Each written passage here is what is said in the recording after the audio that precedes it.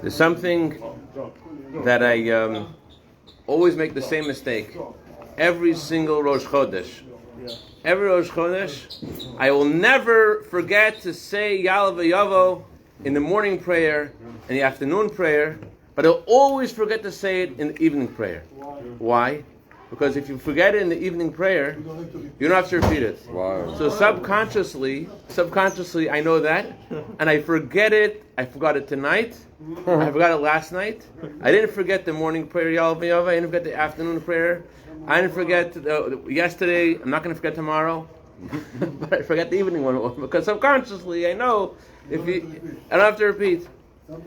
There's some things that, just because of the way you look at things, it affects the way you act. I think a lot has changed in the world since we met here last week and where we are tonight. Every week. Yes, a lot of change. One thing that's consistent in our time is change. But the kind of change that we experienced in this last week is something that really, on a personal level, on a global level, is something that I would call messianic. There is a pattern that we find in history that when the Jewish people stand up for themselves in the right way, even though it doesn't make sense according to nature how anything could possibly work out, nevertheless, it works out. You trust in Hashem and you go, and then you see that there's a seismic shift, and the world comes along and things work out. That's what happened here with Operation Rising Lion. They didn't know how it was going to work out. If the Knesset got together and said Tehillim, it's not like they're part of the synagogue and they're saying Tehillim every day. They said the whole Tehillim together, but they don't do it every time they meet, right?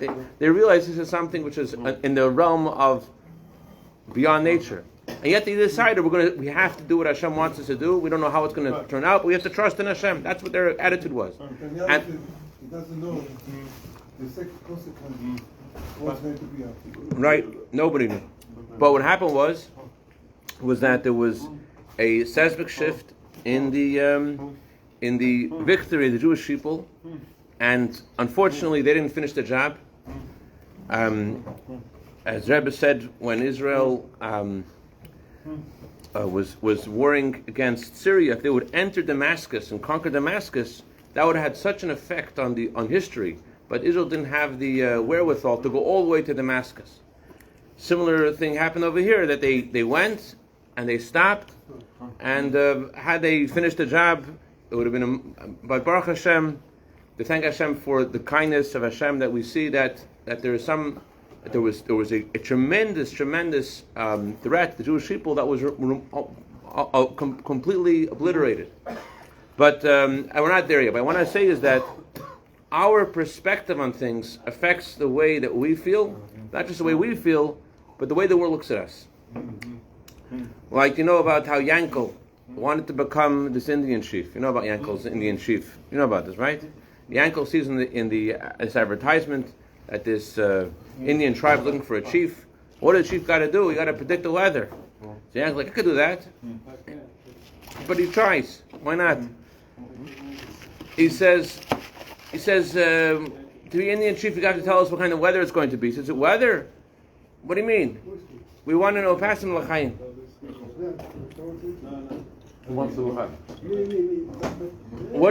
What kind of winter are we going to have, the Indians ask. So Yankel says, I got to consult the spirits.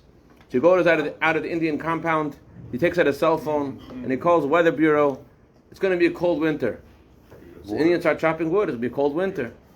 But then Yankel is asked by the Indians a few weeks later, how cold? How cold? I don't know. I got to consult the spirits. And he calls the weather bureau. It's going to be one of the coldest winters we've ever seen. He says, how do you guys know this? Like, are you sure?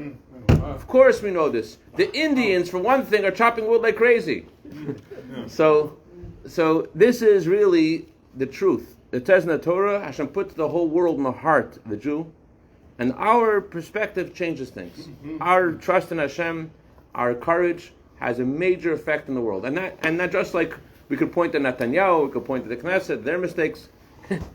It all starts with the fear of the goy within, fear of the Gentile within, fear of the evil inclination within, fear of the animal soul. And our courage within ourselves is what makes an effect on the whole world. Hashem put the whole world in our hearts too, not just in the hearts of those who are standing on the helm of leadership in Israel. So what I want to say is, Rabbi Shmuel, is that there's something that we see though, for the Jewish people to stand up now like a lion, says something about the Jewish people. Where does it come from? Where does this courage come from? How do we have this courage? How do we have this trust and this faith amidst all of this incredible period of upheaval and darkness and confusion? Where does it suddenly come? So the reason we have this is because the Torah says that in every Jew there's a spark of Moses, a spark of Moshe Rabbeinu. And that's actually the subject of this week's Torah portion, who is Moshe Rabbeinu and what does it have to do with us? This week the Torah talks about how this man Korach led a rebellion against Moses, and the Torah says that he had a bitter end, but let's understand his claim and what was actually wrong with what he was saying. What was he saying? He said all the Jewish people, he tells Moses, tells Moshe Rabbeinu, everybody's holy, Hashem is with everyone. Why are you lifting yourself up above everyone? What did he actually want? Was he against leadership? Was he against hierarchy? Was he against leaders? He himself wanted to be a leader. He himself wanted there to be a Kohen Gadol, to be the high priest. So why is he saying I'm against Moses? What was he asking for? What was he thinking? So to understand exactly what was the role of Moshe Rabbeinu and why he is so central to Judaism. From the moment Moses is born, the Torah continuously talks about him. Every single Torah portion talks about him. There's no portion where his name is omitted except for one Torah portion for a specific reason. Other than that, every single Torah portion again and again with Moses, Moshe Rabbeinu, his story. The Torah is about the instructions of God to us. Why put so much emphasis on Moshe Rabbeinu? God spoke to Moshe. Why is that in every single discussion of Torah? Gracious? Once Moshe was born. Once Moshe was born, every single Torah portion mentions him. The question is, why is he so centric to Judaism?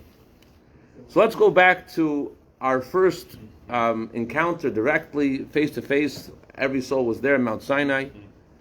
Moses and God and the Jewish people are at Mount Sinai, and God speaks to us. What do we say to God? What do we say to Moses when God spoke to us? We said to Moses, can you please stop? Can you please stop? This is too much. Why?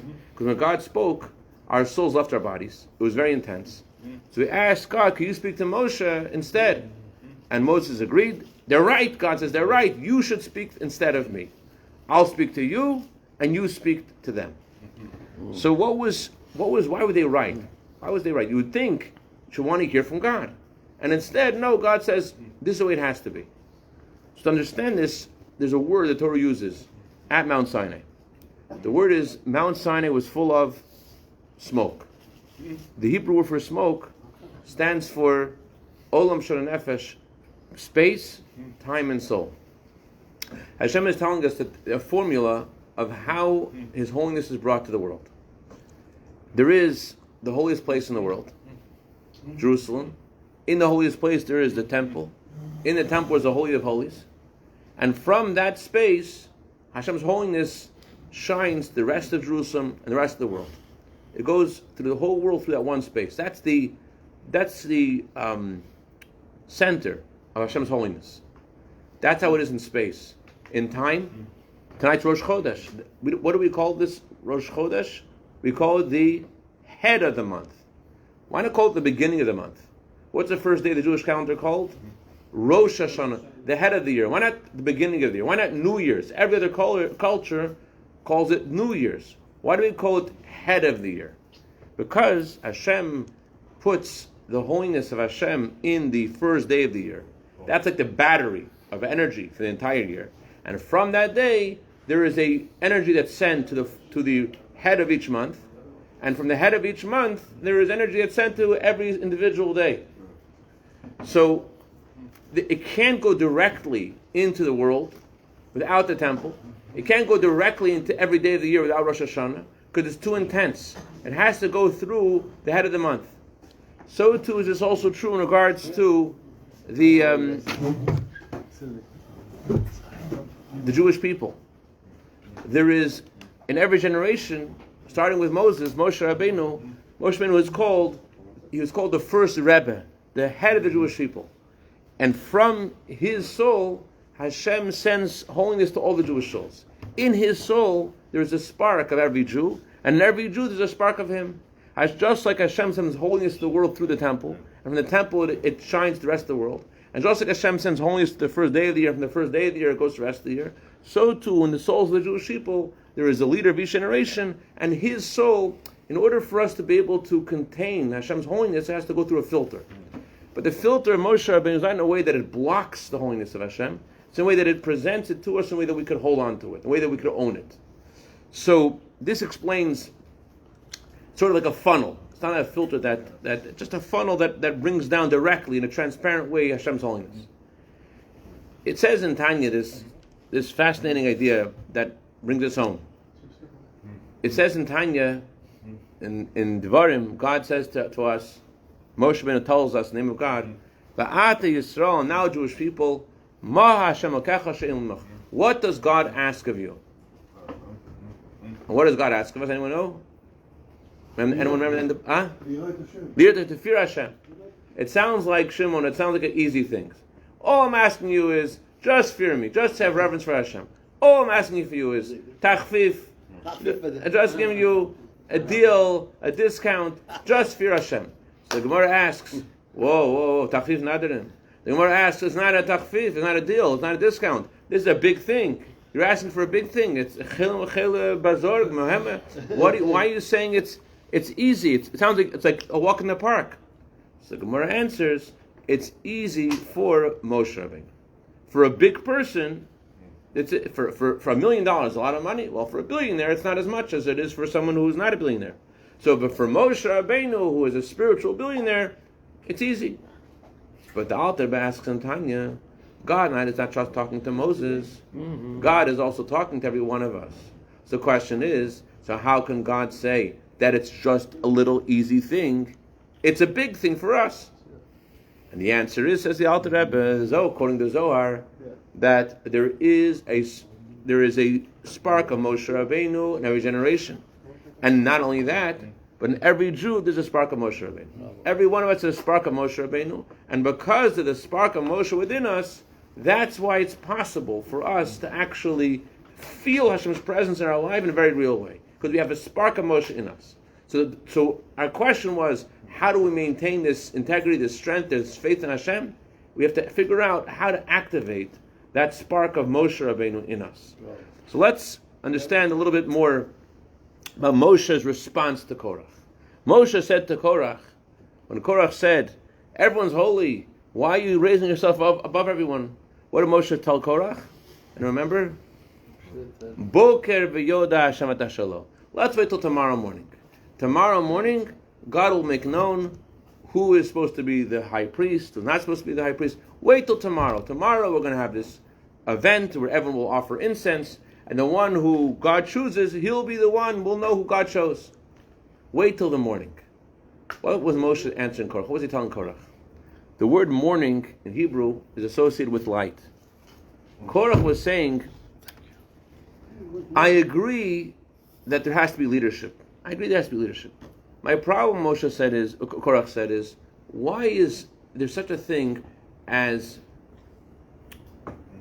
someone like you, Moshe Rabbeinu, who is head and shoulders above everyone else, and that you're not just a king, a figurehead, a leader, but he realized that the leadership of Moshe Rabbeinu was of a different character. Why, if the main thing that Hashem wants to do in this world is his mitzvahs, so why do we need Moshe Rabbeinu? Why is a tzaddik? Let's ask it this way. Let's go this way.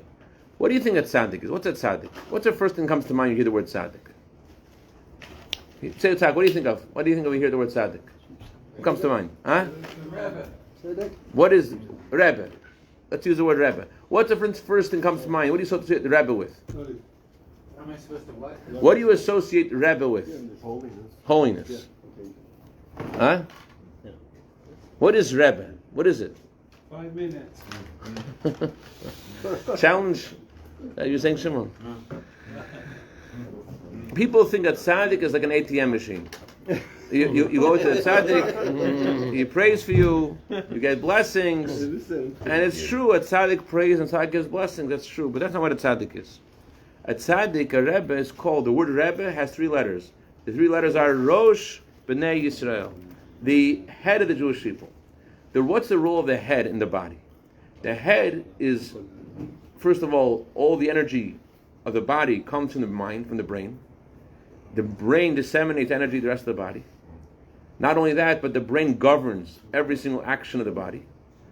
And also, even in a baby, what's the first thing that's formed in a fetus? The head. So when we say that the Rebbe is the head of the Jewish people, it's not just that he prays to the Jewish people, he blesses the Jewish people. It's that the Rebbe is the one who guides every single Jew to reveal what their potential is. The function of a Rebbe is to bring out each person who they're meant to be, where their destiny is, where they could go, where they are. It's a confusing world.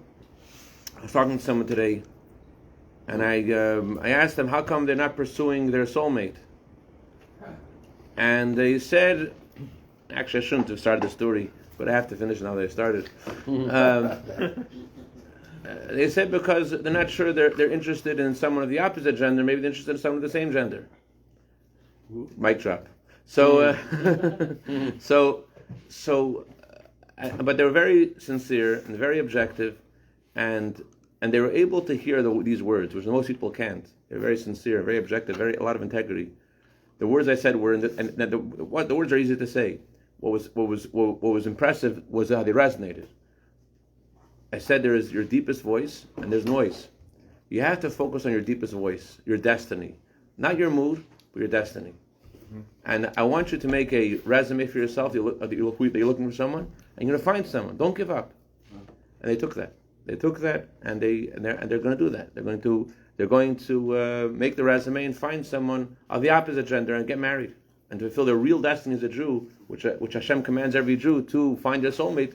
And even though it may not be what they're in the mood of, what they feel, but this is an example of something where you have one perspective, and you're sure it has to go this way, and you feel very strong feelings, but you're actually completely out of touch with who you are and where you're meant to go. Well, let's say it this way. In the Talmud, there's a discussion about Reb Eliezer's passing. Rabbi Eliezer was very ill. The sages came to visit him. 3 sages came to visit him. One was name was Reb Tarfon, Rabbi Yeshua, and Eliezer ben Azariah. They came to him, and each of them had a different comment about the role of a Rebbe. One of them said, you know what a Rebbe is like? Reb Tarfon said, a Rebbe is like a drop of rain, but better than a drop of rain. A drop of rain is only good in this world, but a Rebbe is good in this world and the next world. The second tzaddik, Rabbi Yeshua, says a Rebbe is like sunlight, but better than sunlight. Sunlight is good in this world, but the Rebbe is sunlight in this world and the next world. And then Eliezer ben Azariah, he said a Rebbe is better than a father and mother. A father and mother in this world, but a Rebbe is both in this world and the next world. What would they mean with these analogies of a drop of rain, of the sunlight, of father and mother? You have a seed. A seed doesn't look like it has anything to give the world. There's no taste, there's no color, there's nothing. But it put a drop of rain on the seed, and all of a sudden the seed develops, and things come out of the seed that was never known about before. There was a Jew sent by the Rebbe to New Haven, Connecticut, named Rabbi Moshe Hecht. Tonight's my grandfather's yard site. My grandfather, Rabbi Fogelman, was very close to Rabbi Moshe Hecht, and they would commiserate with each other on the challenges of their being sent off to these boondock towns, trying to create Judaism out of thin air. So Rabbi Moshe Hecht wrote letters after letters to the Rebbe, complaining to the Rebbe how difficult it is, how hard it is to be in New Haven, Connecticut, then in the 60s and 70s and 80s, try to build Jewish education in the middle of New Haven, Connecticut. So he wrote to the Rebbe all of his problems. I don't know the exact quote, but more or less as the Rebbe said. I hear what you wrote in this letter. I hear what you wrote in the letter before. and I already have the solution for this. He was basically asking, I want to quit my job, I just can't do this. I know your issues are valid, but I took care of this already. I sent someone to New Haven who has the wisdom, the alacrity, has the faith, has the joy, and as soon as you get to know this guy, everything will change. You'll have the wisdom and the joy and the enthusiasm, the drive, and just get to know him. His name is Moshe Hecht. They told Moshe Hecht, get to know Moshe Hecht. Once you'll get to know Moshe Hecht, Shimon, then everything will change.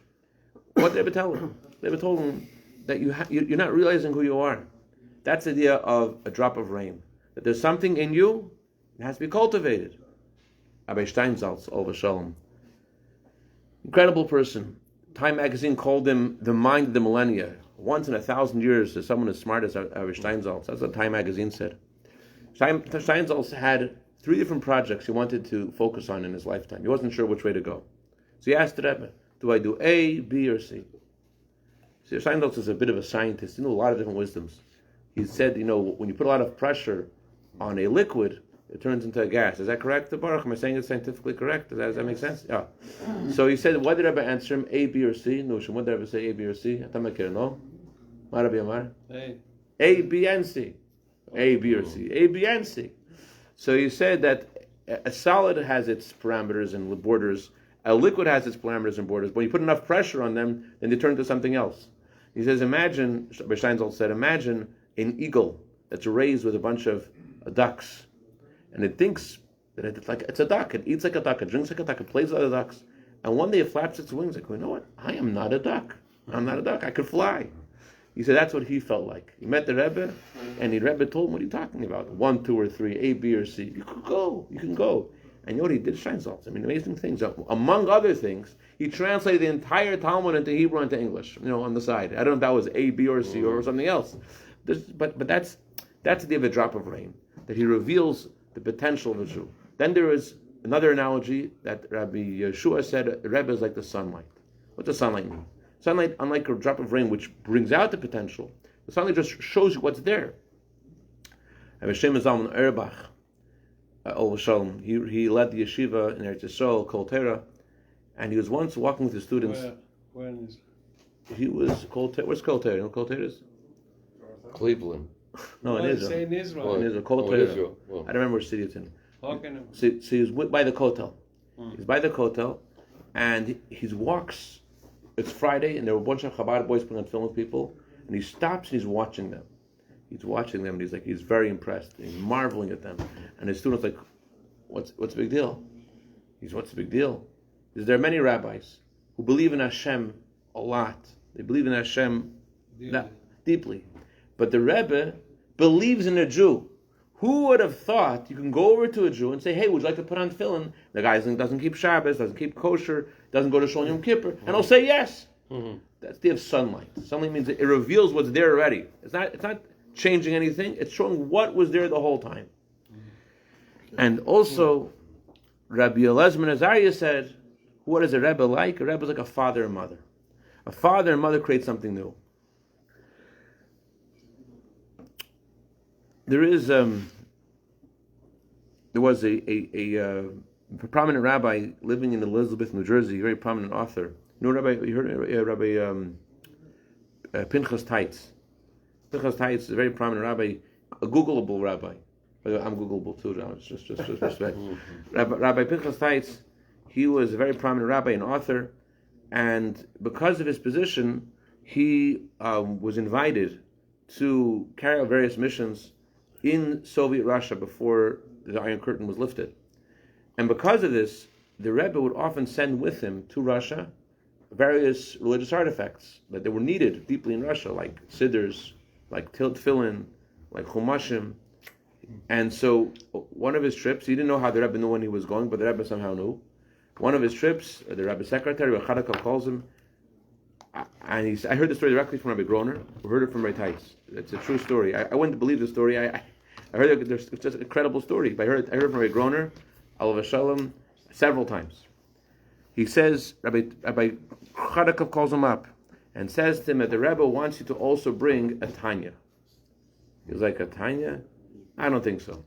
Tanya was like, it's anything that said Lubavitch on it. The KGB knew this is not welcome. They knew how to recognize the Chabad printing house emblem. This is something we don't allow in. And he's like, this is going to mess up everything. I'm bringing this, I'm bringing that. I know how these guys are. They look at this, they're going to get upset. I don't want to do this. So Rabbi Kharkov said to him, listen, I'm not telling you, the Rebbe is not pushing you in any direction, but he wanted to tell you that it's going to be okay. You could do this. Nothing's going to happen to you. So he had 3 suitcases he brought to Russia. When he came to customs, they opened up suitcase number 1. They skipped suitcase number 2 with a Tanya. They opened suitcase number 3. That's what happened. He comes into Russia. He had the various meetings. There are various people. Make a long story short, he is walking somewhere in Russia, and these 2 guys grab him and throw him into a car. Who would throw him into the car? It's Chabad boys. He said, look, relax, we're just from Chabad, we're not going to hurt you. We heard you came from the Rebbe. We wanted to speak to you, but in order to shouldn't be too suspicious, we don't want to invite you. It looks like we attacked you, so it makes you look a little better. So anyways, they come with him to the hotel, and among other things, they tell him, one of them tells him that he's involved in creating underground schools in Moscow, but he feels that they're closing in on him. He's concerned maybe he should move to a different city. He's making the underground schools in Moscow, but if he gets arrested, it won't be good for anybody. Maybe he should move to another city. Please ask the Rebbe. How will the Rebbe answer you? You just ask the Rebbe. All right. The other guy's like, the second chassid is like, I have a question for the Rebbe too. The question for the Rebbe is, I want to go to Israel. I want to ask for permission from the government, from the immigration, from OVIR. That was the name of the immigration agency in Russia. I want to ask to submit a application to get a visa to move out of Russia, but I'm afraid I'll become a refusnik. Refusnik means that once you submit this application, you lose your job, you lose a lot of other rights, and you're stuck there without anything. So it's okay. I'll give you the Rebbe the question. I'm not sure how he's going to give you the answers. Don't worry, the Rebbe give answer what he wants to answer. By the way, Rabbi says, the Rebbe gave me a Tanya. He didn't tell me what I'm supposed to do with it, but he gave me a Tanya. Do you want to see it? What do you think they said? They said no. No, we didn't go to the mikveh today. How could he open the Tanya going to the mikveh? So they went to the mikveh the next day, and they came back to the hotel room, which is itself a very dangerous thing to do. To go into his hotel room, American guy, a rabbi, it was very dangerous, but they had to go. The Rebbe said the Tanya. This one happens. The first guy, he looks at the Tanya, he notices there's a fold in the page. There's a fold in the page. He opens it, and what page is this fold up? The first letter, first words in that page, it says, Hasha dechuka b'yoser v'ef shalahamtin. It's a very difficult time. You cannot wait at all. Like, okay, I have my answer. You don't have to ask the Rebbe. I have my answer. The second guy said, let me see the Tanya. You open the Tanya. There's a fold in another page. The first words on that page are Likanes la'aretz. At the end of chapter 25, to go into Israel. Okay, he said, I have my answer. You don't have to ask the Rebbe. I have my answer. The Rebbe's telling me I should go to Israel.